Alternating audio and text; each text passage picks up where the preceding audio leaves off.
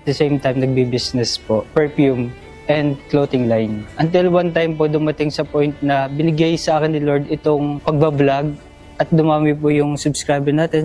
Shout out sa mga subscriber. So ang tinutulungan ko mostly po yung mga kapuspalad, yung mga may hirap at saka yung may mga kapansanan. Hindi naman po kaila sa lahat na may kapansanan, pero hindi ko po nilalagay sa sarili ko na gano'n siya. Bagkus binibigyan siya ng lakas ng loob. Bago ko siya makasama sa pagbablog, pinangako ko kasi sa kanya na tutulungan ko siya. Ako po lahat, mag-edit, ako po yung mag-iisip ng mga bagay. Basta nandiyan lang po yung presensya niya. Sana kasama ko siya sa lahat ng bagay. Sana siguro natupad niya yung mga pangarap niya, nabigay niya yung gusto niyang mangyari sa pamilya niya. Sana siguro, wait lang, sana siguro, sandali, yung nararating ko ay nararating niya rin.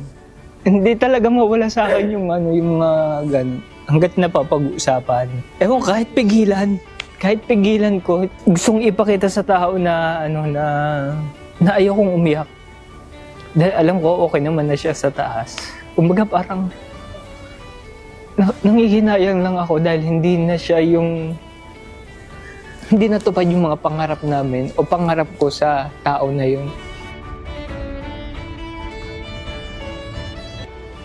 Masaya kasi na-recognize ako ng isang kilalang yung Maharlika, kilalang kilala. Sa ganitong gawain ko, nare-recognize din nila yung mga pagtulong na ginagawa ko dun sa kapwa. Mas mag-grow pa ako o mas marami pa akong matulungan na nangangailangan. Sa Maharlika, marami pong salamat. More blessings to come po sa Maharlika. At salamat po at isa po ako sa napili ninyo.